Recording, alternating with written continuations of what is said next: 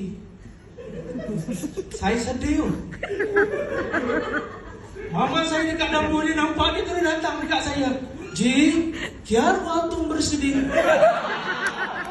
Ma, Ji, sabar gigit. Saya tugel ni. Dek, ayo yang kali boleh. Ma, क्या हुआ? Mama bolte gigi sayo sama ada. Alhamdulillah saya ini dah kahwin tau. Saya ada seorang isteri yang baik, dia cantik. Dia menawan dan yang paling penting dia tak makan sayur. Saya ni pernahlah terfikir nak mengubahkan nak makan sayur. Saya kalau lepak tengah mama, saya panggil, order, mama order.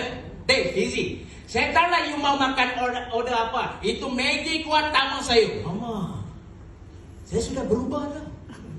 Saya mau order itu Maggi kuah ada sayur. Apa? Ada sayur.